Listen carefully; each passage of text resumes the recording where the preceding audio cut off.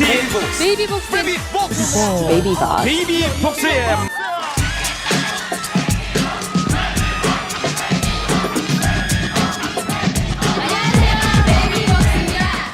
What exactly defines a legacy, specifically in K-pop?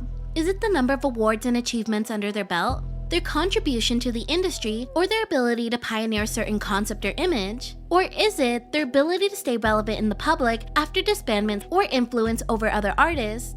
Is the definition broad enough for it all to be interconnected? In an industry that is over 3 decades old and constantly evolving, it all started from somewhere, a foundation, a starting point. Hi everyone and welcome back to Midnight Theories, and if you're new here, welcome to Midnight Theories. Many of you have likely never heard of the company Daedong Planning, and I don't blame you. But if you're familiar with this group,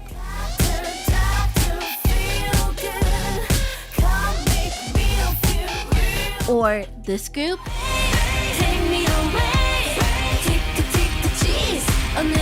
then chances are you know they were both managed by DR Music. And I know you're already sounding the sirens as the company has a more than flawed reputation, but before there was Rania or Blackswan, there was Baby Vox, a girl group that pushed South Korea's conservative boundaries and broke stereotypes along the way. Instead of using their songs as an opportunity to simply promote themselves as singers, they began to take on new challenges to produce music that was meaningful and appropriate for the time, and often censored for it. So let's rewind a bit.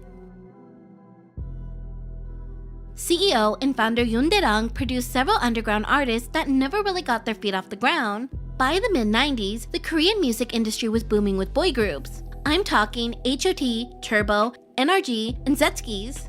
In a market where female singers were considered secondary, CEO Yoon was determined to change this. To save what was left of his company, he decided to switch from producing male artists and follow his new vision. Inspired by the British girl group Spice Girls, Yoon Dae-rang decided to create a girl group with the same qualities, who could sing, rap, and dance just as well. As ambitious as the project was, he was determined to develop a new market. In 1996, open auditions were held to create his future girl group. He needed 5 girls who not only had the drive and passion to perform, but as well had the basics to build upon. One of the first to be recruited was Lee-Guy, a solo singer who previously worked under the label. Next were Jung Hyun-jun and Jung Si-won, who were working as models at the time in Busan. Lastly, Cha-Yu-mi, a California native and relative of composer Shin Sung-ho, and Lee Hee-jin, who was casted while watching a radio show. These 5 girls completed the pre-debut lineup. The 5 members received intense dancing and vocal training to shape them into idols. From the start, they were warned that if they made any mistakes during the choreography, they would receive harder training to the point that there was eventually 2 or 3 versions of the choreography for each song. As the clock was ticking, CEO Yoon received some unfortunate news that could have completely shattered his passion project. Lee-Guy, one of the first members to be recruited, suffered from injury while training and was removed before their debut, but this would not be the last we'd hear of Lee-Guy. CEO Yoon would not let this incident set them back and look for a replacement while having the remaining members proceed with production. Kim Easy, who majored in dance, was subsequently recruited and introduced to the group. Her involvement created friction between her and her family. Her family, specifically her father, strongly opposed of her joining the group as she was about to enter university. It was also believed because of her late involvement that she did not participate in the recording of the album, except for track 6 titled Secret, and why you can only hear her singing the ad-libs during the debut song.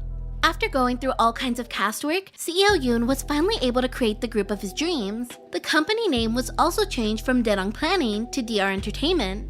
After about a year of preparations, the girls were ready to debut.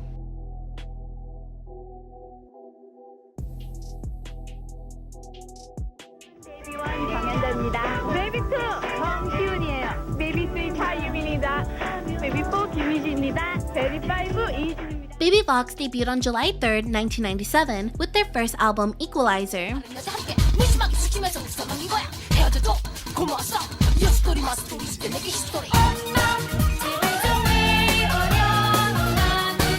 This means before there was SES or Finkel, Baby Vox was the first modern idol girl group to debut.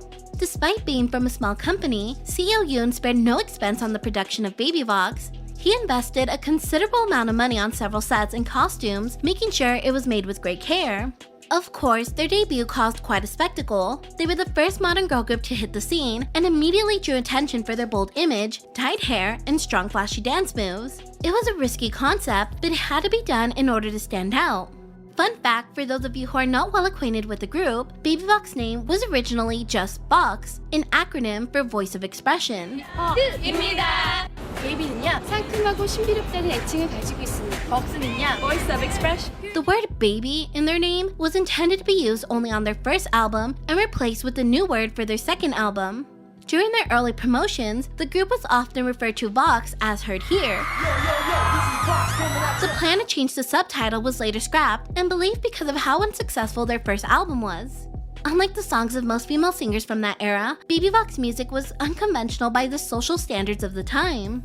The group was supposed to debut with their song Two Men (Democracy), but after appearing on a KBS program, the viewers criticized them for the first time. The general perception that men could only rap held back the group significantly. Seeing women rap was shocking and considered unnatural and unladylike. Even SES's I'm Your Girl was controversial for the group's rap part. Netizens made posts asking for them to remove the part entirely. This situation alone reflects how conservative the atmosphere was at the time. Baby Vox outfits were also considered sensational and picked apart at the scene, and on top of this, their lyrics became a hot topic. Broadcasting stations such as SBS and NBC declared the song lyrics were, quote, violent and went against the spirit of democracy. At this time, their company was weak. There was no girl groups like them, and it was difficult to book them any activities.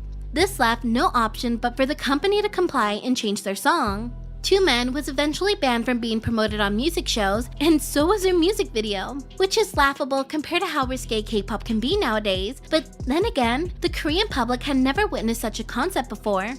Although they cannot promote Two Men, they replaced it with their song Haircut off the same album. And let me tell you, Haircut's music video is not easy on the eyes. It possibly has more transitions than a Cocomelon video. Like H.O.T and Zetsuki, who pointed out issues of school violence, Baby Vox also presented a social critical concept. For this reason, they were known as the female version of H.O.T. They perfectly encapsulated the feeling of women by singing and rapping about female empowerment and the ugly side of breakups. You know, the angry and resentful type. This was also the reason why they attracted a considerably large female fan base during their early years. Of course, given the conservative social climate of the time, it was difficult to market the group or even get them on the airwaves. Once promotions took a break, Baby Vox focused on dancing, pushing 7 to 8 hours into training on top of their schedules. Long training hours with no sleep became their daily routine, but this proved to be mentally and physically exhausting. 3 months after their debut, vocalist Cha Yumi returned to the United States, which led to her resignation from the group. In an interview with EBS Star English, Cha Yumi opened up about what it was like to be in Baby Vox and her reason for leaving. Like I said, when the first thing that we did when I got off the plane was they were like, okay, dance class, do this, do that, and I just got really burnt out because I didn't have a chance to kind of work. I felt thrown in, and I just couldn't handle it. I think mentally too, I wasn't mature enough. All that rigorous training proved to be too much. Yumi suffered from a serious knee injury that did not allow her to continue practicing without making the injury worse. We practiced like 7-8 hours a day after doing the pangsong. Yeah, it was just crazy, and my knee actually started me problems and hurting, and it was like shooting pains, and I knew something was wrong. So I went to the doctor, and they're like, yeah, you know, the cartilage is getting damaged. During this time, the older members confided in her, fearing that once she left, it would cause a ripple effect within the team. This statement alone showed how uncertain their future was. But despite her members' pleas, she could not heal in that environment and made the hard decision to leave. Yumi was immediately replaced with Kan Myeon, a freshman in high school who was cast on the set of their Haircut music video. Similar to Kim Easy, Myeon's parents objected her involvement in the group. They knew the group was controversial and initially opposed her joining the group. By mid-November, the group went back to promoting Haircut with some choreography changes and resumed activities. By December, after wrapping up promotions, the 2 older members, Siwon and Hyunjun, left the group, exposing how unstable the group actually was. Behind the scenes, there were rumors that the older members were not getting along with the younger members. Allegedly, the 3 older members who were older than Kim Easy and Hee-jin frequently got into physical altercations and bullied the 2. Allegedly, the parents of Kim Easy and Lee Hee-jin had requested the departure from the agency. The two youngest members, Kim Easy and Lee Hee-jin, both said the rumors were false, but there were some people who felt they were ordered to lie by their agency. Current sources state that they left due to creative differences, so we'll just leave it at that. With two more members departing from the group, Kim Easy, now the eldest, was promoted to the leader position and given Siwon's rap portions. This also originated the deep female raps that are popular today. All the company needed was to find two last replacements. Siwon and Hyunjung were replaced with high school student Shim Eun-jin and, you guessed it, Lee-gae. With the new lineup, the company used this opportunity to revamp their image. Considering the infrequent promotions and prejudice, their first album did not perform well. This situation put significant pressure on the girls as the company invested so much money into the group's debut. They experienced several financial difficulties after this. The members had to live in a small rooftop room, and summers were especially unbearable as the room had no air conditioning. If this wasn't bad enough, the members had little to no money to eat. The members opened up about this hard period in their life and said that one time, one of the members had to dip into their emergency fund and was only able to buy 2 ramens to share between the 4 of them. Pressure to do well for their first comeback, they pushed to train day and night to avoid the failure of their first album.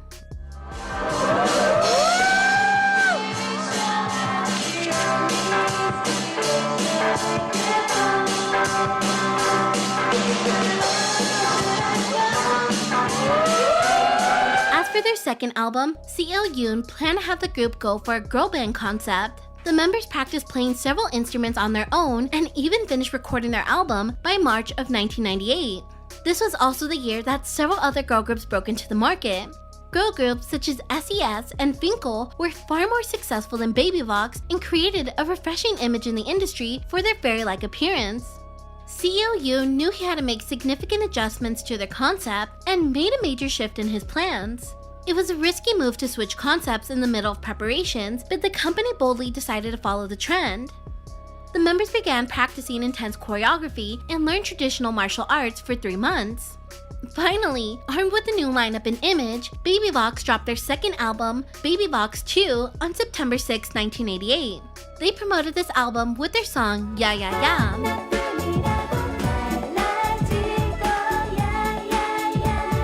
This was the era in K-pop where overexposed close-up shots were the trend.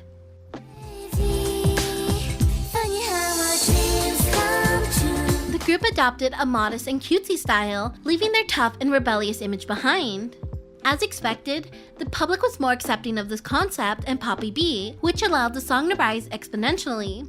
The song entered the top 10 of MBC Music Camp within less than a month, ranked 3rd on SBS Inkigayo, and the album itself sold 70,000 copies. Not to mention the several other achievements listed on screen. Baby Vox were reaching a new personal best. To keep the momentum going, the group promoted a second single, Change, in November.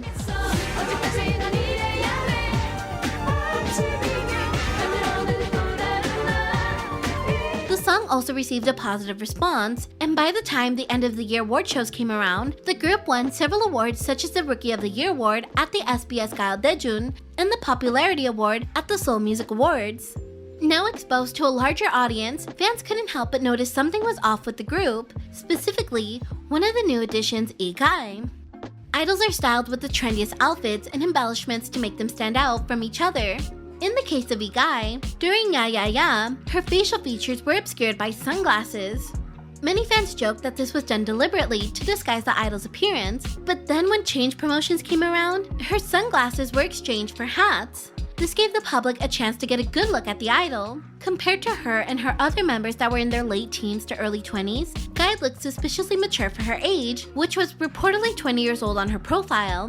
For a period of time, the group's own fandom began to tease the idol about her appearance and would go as far as to call her Ajuma. To add to the suspicion, Gae could not keep up with the intense choreography and was often seen making mistakes on stage.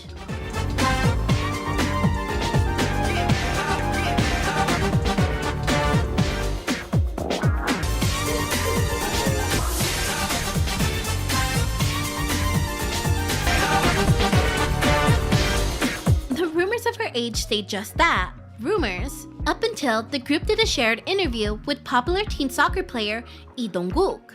His fanbase was upset with E-Guy for calling him oppa and quote flirting with him. And of course, a fan's jealousy fueled her detective skills and was able to find Guy's true identity. The internet wasn't as accessible as it is today. Much of E-Guy's previous work is difficult to obtain because it wasn't well archived, but there is still enough evidence to prove her past. The jealous fan found out that E-Guy was a teen singer in the 80s by the name of Lee Hee-jung. Surprisingly, she was in two failed girl groups before being scouted by Daedang Planning's own CEO, aka CEO Yoon. Once signed with the company, she went by the stage name Lee Ji-soo as a soloist, and this was when her age was first doctored to be a year younger than she actually was.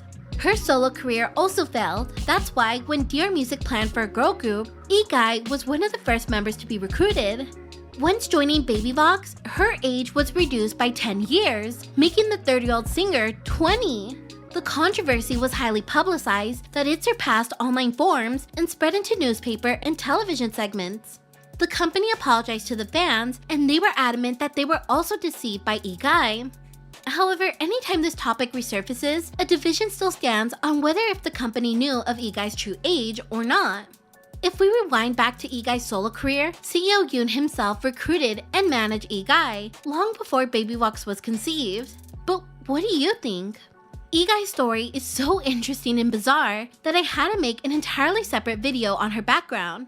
Make sure to watch that video after this one to get the full story. Before Guy's controversy, Baby Vox were finally gaining traction and were on track to gaining the general public acceptance.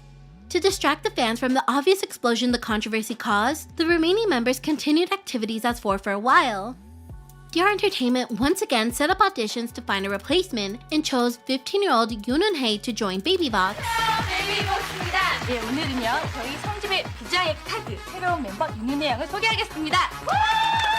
안녕하세요. 저는 베이비복스에 새로 들어온 막내 윤혜라고 합니다. Because of E-Guy's controversy, rumors spread in the community that the company chose the aspiring idol because DR Entertainment wanted the youngest member possible to make up for their past. By the summer of 1999, the newly reorganized Baby Vox came back with another ambitious change.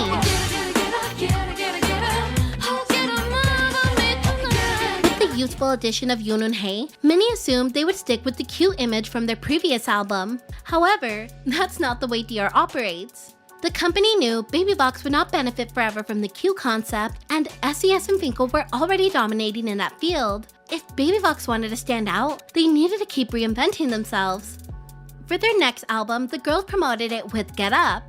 Baby Vox portrayed the perfect mix of cute and rebellious, with seductive lyrics to match. The concept easily appealed to teens, and the music video was praised as one of the sexiest K-pop music videos at the time.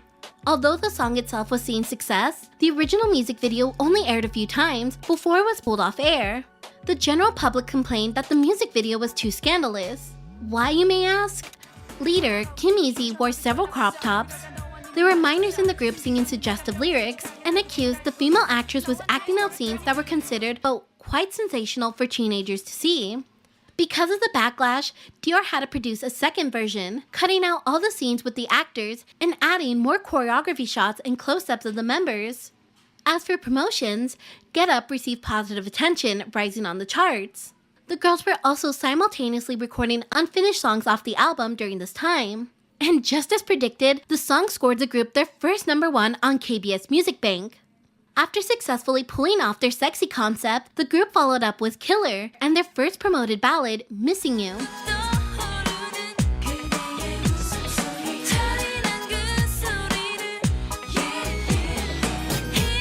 With back-to-back hits, Baby Vox saw a promising future.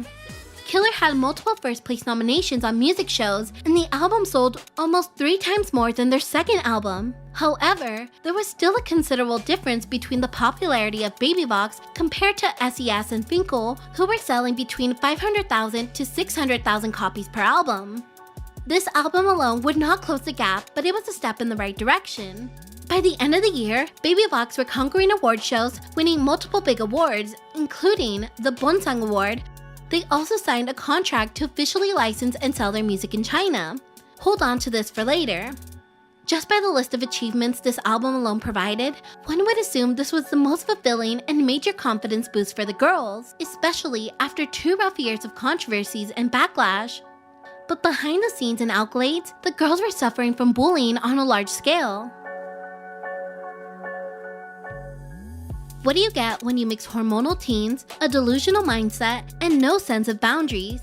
This dangerous combination creates what we in the K-pop community call sasaeng, or anti-fans. In the middle of their third promotions, Baby Vox's own Kan Mi-yeon and H.O.T's leader Moon Hee-jun were rumored to be in a relationship.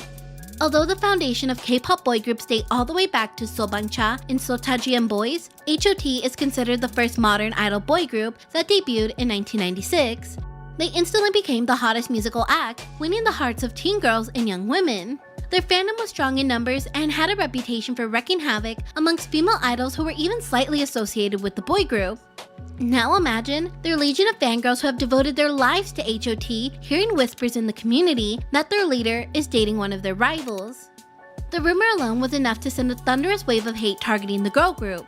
From this point on, 17-year-old Kan Mi-yeon was White Angel's #1 enemy. Everyone else was just collateral damage. From sending them a dead cat to their doorstep, raiding their fan meetings, throwing raw eggs and rocks at them, raising their middle finger at them during music shows, and trying to curse them off stage. Their life completely turned upside down. Kan Mi-yeon and Baby Vox members were also sent hate mail disguised as fan letters. In one letter, the envelope contained 8 razor blades and a bloody note threatening her life. The company felt the seriousness of the letters and reported the threats to the police station. There, they collected all the evidence and asked the Seoul Metropolitan Police and the National Institute of Scientific Investigation for a fingerprint identification. In the meantime, H.O.T's fandom began another rumor that Mi-yeon sent the letter to herself to get the group into the public eye. The anti-fans said that the company was small and despite their seniority over other girl groups, they were falling behind. If Baby Vox's name was attached to a big group like H.O.T, it surely would get the public to talk about them. Of course, this was all proven to be false. Roughly 10 months since the case opened, the police station identified the person who sent the death threat. As suspected, it was a female high school student who was also a fan of H.O.T. After Baby Vox found out that it was a minor, they decided not to press charges. Because of the constant attacks, it piqued the interest of news stations and reported the atrocities to NBC News Desk for the evening news. The police investigation, nor the atrocities highlighted on the news, scared White Angels away. It only got worse from here. At this point, neither Moon Hee-jun nor H.O.T's company released any statement or acknowledgement of their fans' behavior. CEO Yoon was fed up and released several statements addressing the situation, even going as far as to go on the company website expressing his feelings towards H.O.T's fandom. In addition, the company applied extra safety measures such as bag checks at concerts and extra bodyguards to protect their artists. As the promotions for their third album concluded, the girls were finally getting a taste of the spotlight and their album was performing well. But at what cost? The experience was truly bittersweet. The girls had another well-needed break before they began preparations for their fourth album. In May of 2000, Baby Vox debuted their new single Y off their fourth album with the same name. The girls promoted the song on several music shows, but were temporarily banned from promoting it on KBS Music Bank and SBS Inkigayo due to Lee Hee-jun's blonde hair. The company was ordered to dye it or spray it back to a dark color or use hats or bandanas to cover it. Practically do anything to hide it in order to perform. Yes, back then, KBS, SBS, and even NBC all had this no hair dye rule back in the 90s. Alarm magazine said, SBS, NBC, and KBS said that it was a bad example for young people, so anyone who dyed their hair was considered to be a nuisance and would not be able to show their face on TV. The costume and choreography were well received, and album sales jumped to 150,000 copies within the first week of its release. As soon as things were finally on track for Baby Vox, they were hit again with a mob of anti-fans. On May 25, 2000, Baby Vox were scheduled to perform at Hanyang University for a music program. The youngest member, 15-year-old Yoon Eun-hae, almost lost her vision due to a dangerously close encounter. The girls were waiting backstage to perform when someone walked by them. From there, they presented them a Pikachu doll. In a split second, a strange liquid sprayed out of the doll's mouth and hit one of Yoon Eun-hae's eyes.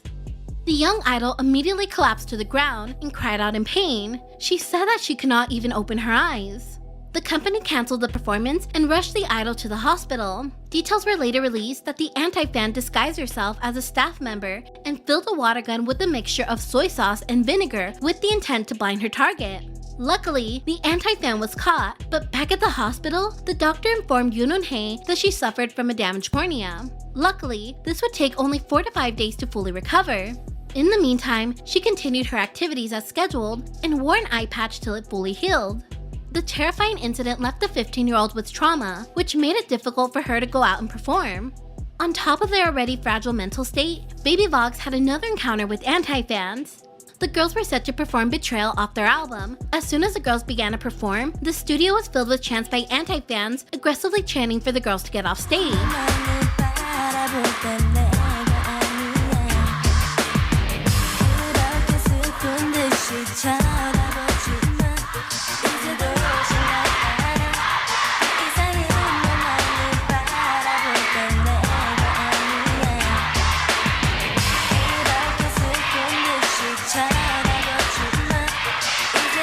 This protest was organized by Shinhwa fans, whose group was also performing that day.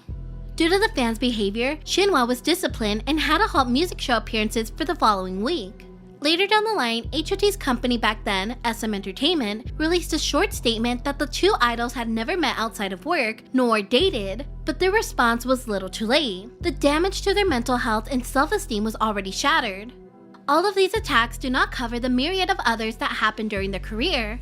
I made a full detailed video on Baby Vox's history with anti-fans and more incidents I didn't mention here. You can watch the full video after this one, but in the comment section of that video, some viewers brought it to my attention that Moon Hee-jun never fully acknowledged or publicly apologized to Baby Vox or Kan Mi-yeon for probably one of the hardest time in their lives. Giving him the benefit of the doubt, it could have been the company's orders to silence them. Although the male singer was not responsible for what his fans did to the girls, he was still in a high position of power where he could have voiced his concern even years later down the line. It's also important to note that not all of these attacks were done by H.O.T fans alone, and we shouldn't villainize an entire fandom or fandoms for the actions done by a fraction of their community. As decades have passed since the ordeal, some anti-fans reflected on their action and apologized to the group. Even today, some white angels will apologize for the atrocities their fandom caused. The boy group announced their disbandment in 2001, which led the threats to subside over time. The anti-fan treatment pushed the girls to promote outside of South Korea, where they saw exponential growth. Their first international appearance was in December of 1999 for Beijing TV's Millennium Show. As I mentioned a while back, Baby Vox had signed a contract to officially license and sell their music in China. This meant Baby Vox would eventually expand their reach, and well, it was no better time than now after the mob against them.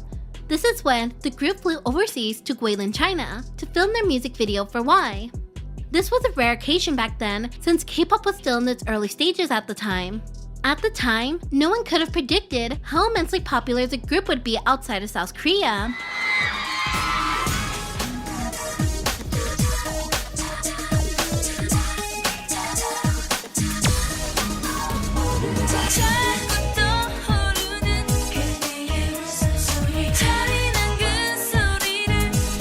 The girls were appointed as goodwill ambassadors for tourism in the city of Guilin and established a Baby Vox showroom in 2001 at the resort. In this showroom, Baby Vox's CDs and performance photos were sold. After Baby Vox was appointed as ambassadors, the city of Guilin saw a 26% increase in the number of Korean tourists.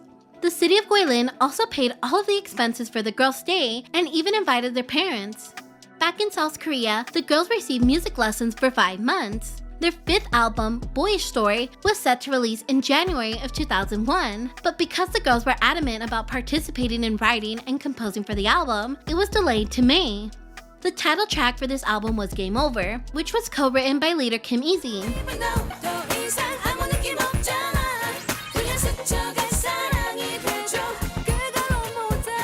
Leaving behind their fairy-like cute concept from Ya Ya Ya and rebellious teen stage from Get Up, Baby Vox showed a brand new side of themselves. Baby Vox's music has always grown with them. Now that the members were entering the early stages of adulthood, they expressed it with this album. For this comeback, the girls sported suits and ties, and even members Lee Hee-jin and Shim Eun-jin showed off their new short hair, which became a hot topic. The album was released simultaneously in South Korea, China, Taiwan, and Japan. Although the album itself did not do as well in album sales as the previous two, the title track ranked at the top of the music charts immediately after its release. After domestic promotions concluded, Baby Vox held a promotional tour in China and hit major cities such as Beijing and Shanghai. From this point on, Baby Vox focused on overseas activities and became more frequent. Just like their previous promotions, Baby Vox were set to promote a second single. The company announced that they would begin the second half of promotions with Closer. This song, in particular, had a far more mature theme compared to any of their others when it came to their lyrics. Despite the song being approved by broadcasting stations, the group's own fandom strongly opposed it. Some fans even went as far as sending public inquiries to the agency by asking them what they intended to achieve with the song with provocative lyrics. Because of the major protests from the fans, Baby Vox felt the need to speak up on the matter. Baby Vox said, "We decided to make it a follow-up song only because of the musical aspect of Close." They concluded it by saying they did not intend to increase popularity by using sexual elements like the opinions of their fans. The company ended up changing its promotional song to Doll, or also known as Puppet, to appease the fans. And in a surprising twist, Doll was far more popular than their title song, Game Over.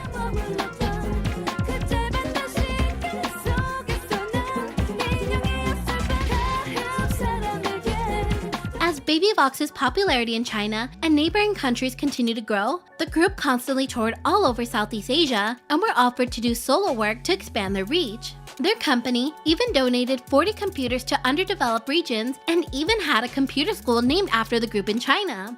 Despite their recent album experiencing a loss of momentum commercially, Baby Vox's popularity in China alone surpassed the demand back home.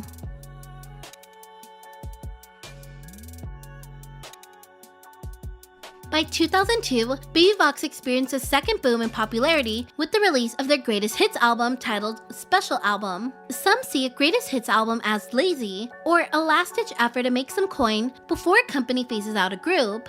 Considering Baby Vox experienced a significant commercial decline with Boyish Story, the company may have been feeling some desperation to keep their fans.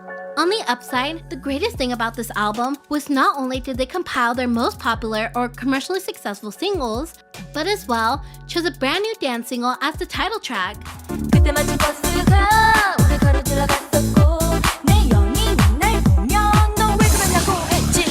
Coincidence was a remake of Cola's 90 hit Gloomy Coincidence.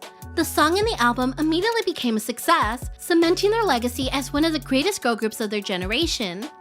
To understand the level of how popular the song actually was, it ranked third on the music charts within the first week of its release and swept the #1 spot on various music shows by June. On top of this, the single was adopted as a cheering song for the 2002 FIFA World Cup, and it was also used as a promotional song for the presidential election that year. South Korea practically made Coincidence the unofficial song of the summer. And to add to the list of achievements, this album sold well over 440,000 copies, making it their best-selling album to date, and had the group nominated for a 2002 Golden Disc Award. Meanwhile, Baby Vox's individual activities became more prominent. Kun Mi-yeon was cast to be a female lead for a blockbuster movie after producers saw her acting skills in Coincidence, and leader Kim Mi-ji landed a role in a drama. She would also gain recognition for her appearances in Chinese dramas and landed a CF deal with Samsung that was broadcasted all over the country.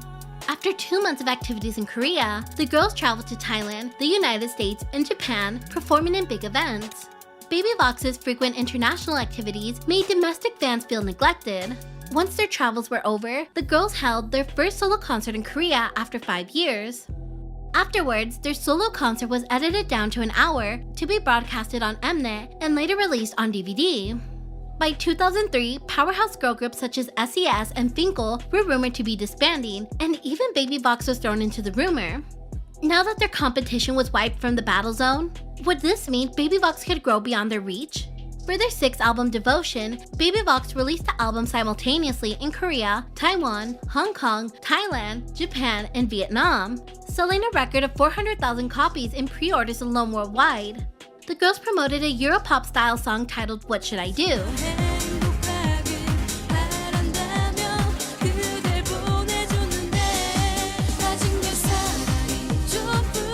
While promoting the song, Baby Vox experienced a stage accident. The stage was supposed to turn slowly and reveal the girls. However, it spun too fast that they couldn't keep their balance. Aside from that, the group was appointed as ambassadors for global sharing, and a portion of the album's proceeds were donated. In Korea, the album charted 6 on the music charts within 2 weeks of its release and 4th place in Thailand. In addition, they achieved greater results in China with the Chinese single I'm Still Loving You. Although the album ranked high on the Korean music chart, it was still considered one of their lowest selling albums. The girls went on to promote their second single Wish, but it was not as popular as the title track. During this era, Lee Hee-jin was almost kidnapped. The idol was preparing to appear on a musical called Funky Funky. After rehearsals, which were around 2 a.m., 4 men had attempted to abduct her. They had parked their car in a quiet alley and approached the singer. Lee Hee-jin surprised her abductors by fighting back and screaming so nearby residents could come out and aid her. Witnesses reported that they saw the assailant push the idol after she started screaming and took only her purse. The purse was reported to contain 1.2 million won in cash and checks, which is close to about 980 USD. Hee-jin suffered from abrasions on her arms and legs and received medical aid at the nearby hospital. After that, she returned home after receiving a thorough examination. After the incident, her agency released a statement on the matter and said that they would not be requesting a police investigation after they saw the artist's injuries were minor. Therefore, they do not want to escalate the situation. I'm sure this decision ruffled some feathers within the fandom, as something as serious as kidnapping wasn't properly taken care of. In the same month, Baby Vox and boy group Shinhwa performed in Pyongyang, North Korea, in the unification concert held by SBS.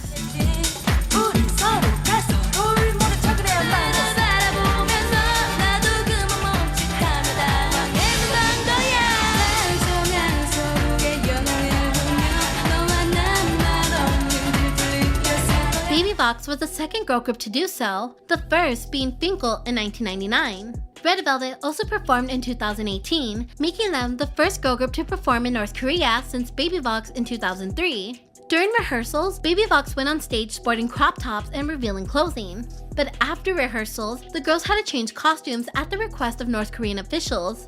At the concert, Baby Vox performed their hit single Coincidence. Despite the outfit change, North Koreans still found Baby Vox's stage outfits revealing and were shocked at their quote, wild dancing. In the fall, Baby Vox flew back to Hong Kong and were later invited to Mongolia by the president to do a concert. By the end of 2003, Baby Vox had achieved 45 overseas performances in the span of 4 years. If I were to end the video here, Baby Vox would have ended their career on a high, adorned in accolades and achievements, but this isn't that type of video. Now that Baby Vox had dominated Southeast Asia, DR Entertainment, now going by DR Music, wanted to expand their reach in the West. Cue in Baby Vox's 7th album. By 2003, Bungalow Records, which owned a large number of hip-hop artists, began seeking the acquisition of Asian singers. Baby Vox's enormous popularity caught the attention of Bungalow Records and sent officials to South Korea to watch the girl group. After watching a few of their performances, they offered them to enter the US music market. The group began recording in the winter of 2003 and finished recording all of their songs and music video by January of 2004. The production cost was recorded to be close to 4 billion won, which included airlifting cars to Hong Kong and a special appearance by Tupac. In April of 2004, Baby Vox released their long-awaited 7th album, Ride West, with the title track Ecstasy.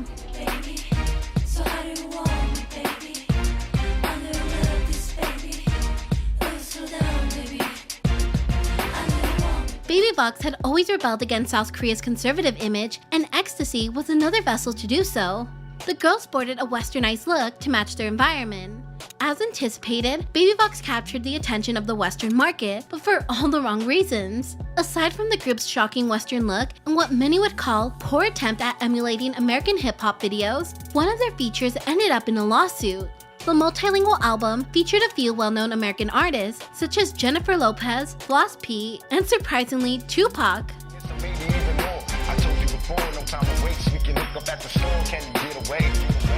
The collaboration between Baby Vox and the legendary rapper Tupac led to a muddy legal battle between the late rapper's mother, Afeni Shakur, and DR Music. The song had sampled an unreleased rap of the late rapper from his prison interview in 1995. They also printed his image on one of the versions of the album. Amaru Records, founded by Tupac's mother, released a statement that they were aware of Baby Vox using Tupac's material and were aggressively pursuing Baby Vox and DR Music to discontinue the unlicensed and unauthorized use of the material and trademarks. Despite being reprimanded and warned by Tupac's mother to discontinue the use of his work, the group continued to promote the song on Korean broadcasting stations for the next 2 weeks alongside Floss P, but not before they had to change the title of the name from Ecstasy to Fantasy to fit the broadcasting standards.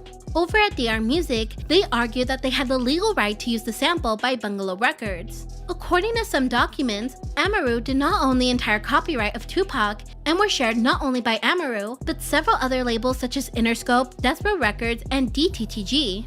DR Music claimed that they purchased the music, portrait, and video rights from Death Row Records and DTTG back in November of 2003. This led to a fierce legal battle between all parties. Baby Vox ended up promoting the title track Play Remix, which was just a remake of Jennifer Lopez's 2000 song Play featuring Lopez.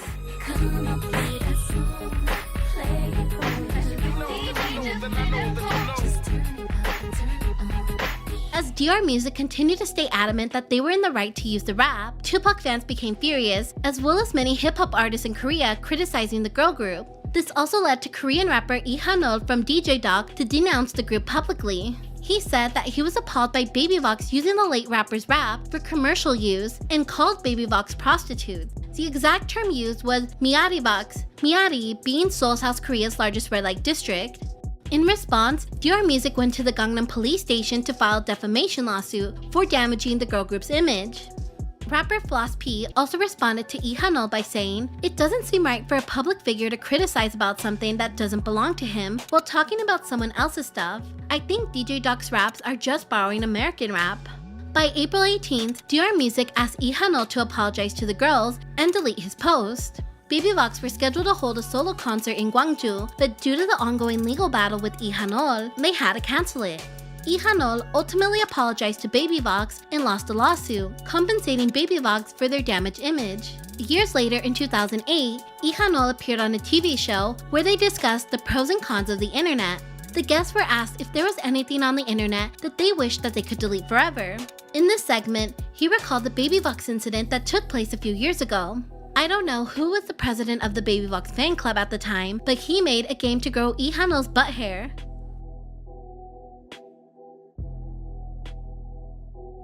심은진이 베이비복스에서 전격 탈퇴했습니다. 심은진의 소속. As for their album, the back-to-back lawsuits, new Western image, and inability to properly promote caused the album to be a failure and only accelerated their decline. After the group's activities in Australia ended in September of 2004, Baby Vox went silent. In December of that year, CEO Yoon announced through their official website that they were unable to renew their contract with Jin. Therefore, she would be leaving the group. He also added that Baby Vox would continue activities with the addition of a new Chinese member. But this never ended up happening. After Jin departed from the group, several media sites speculated conflict between the members, which caused Jin to leave. This became such a hot topic that former Baby Vox members held a press conference to clear the rumors. Years later, on a show called Taxi, 3 of the members opened up about the disbandment. Jin said, "The rumors of the feud with Baby Vox are not true. The 8 years I lived with the members were a precious time, and friendship is something that cannot be ignored. I had problems with myself. I was exhausted physically and mentally from a lot of schedules, and I was tired of rumors." By this point in her career, her mental health and sense of safety had already been long compromised due to years of ridicule and anti-fan attacks. After Jin left, Baby Vox maknae Yoon stopped appearing at Baby Vox official events by April 2005, which fueled the rumors even more. Yoon said that she did this in order to establish herself as an actress and she was sorry. By May of 2005, Baby Vox went on hiatus and officially disbanded by 2006. The rumors of discord unfortunately continued to circulate years later, even after the group tried to clear them. In 2009, Jin and Kan Mi-eun appeared on SBS Strongheart, where they discussed the feud. Jin shared that she had a good breakup with her members. It was only after the media speculated that it was because of inner conflict that there was some misunderstanding with the group, but it had already been resolved. According to Kan Mi-eun's side, allegedly, after Jin left, the remaining members heard it was because Jin wanted to take over the leader position. Of course, this was not true, but at the time, this led to a misunderstanding and why news sources reported the situation that way.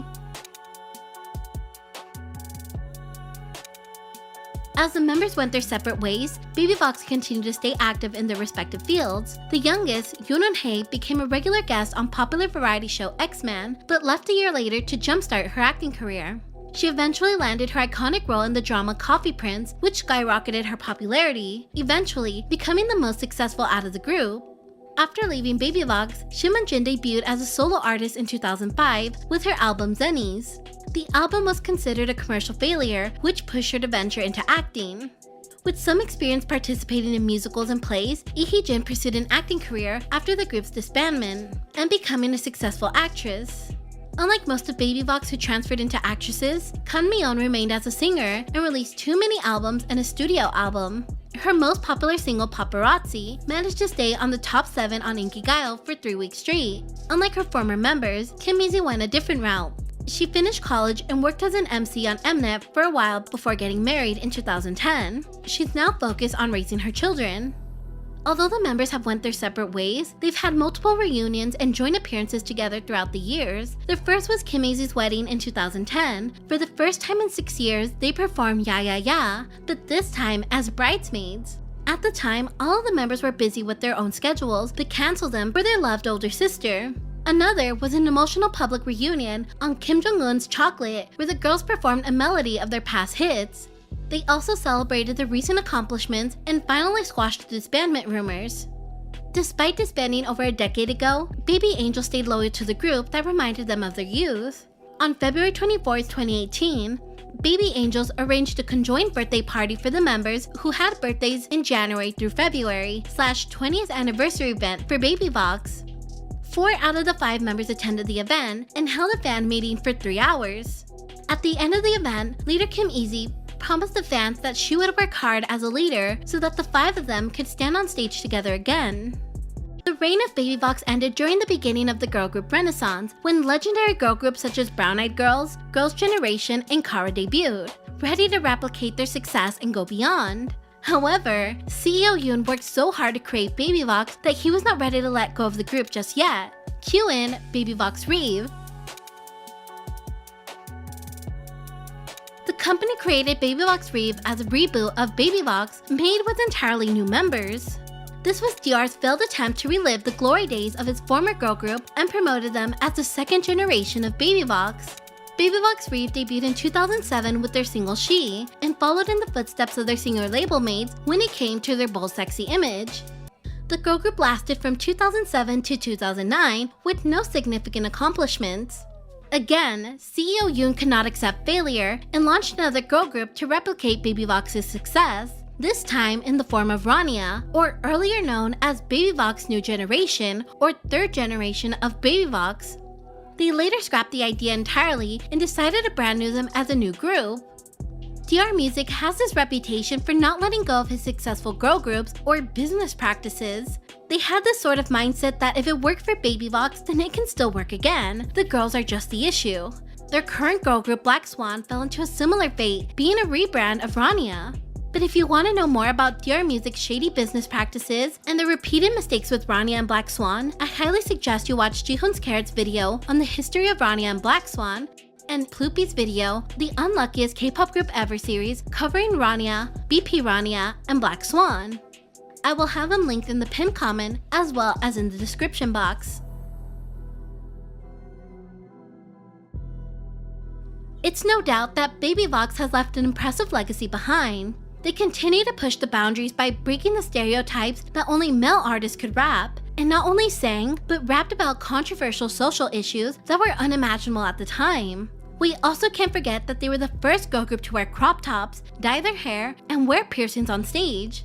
To put it into simpler words, they were far ahead of their time. It's also important to keep in mind that what you or I consider legendary or legacy groups could be far different from what the Korean fans may consider. But no one can argue that Baby Vox's career was integral to the history and evolution of girl groups.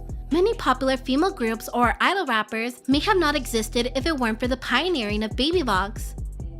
Their legacy still lives on as girl groups of today honor them by still covering their music, from Brave Girls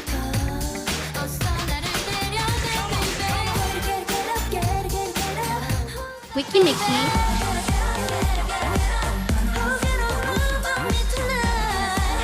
to Chungha,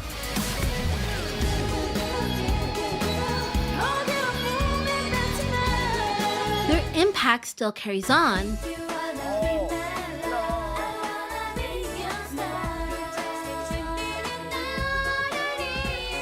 얼굴이 궁금했어 나는 뒤를 돌아봤고 너도 나를 보고 있었지 우리 서로 말없이 서로 의식하고 있었지 야야야다 야야야.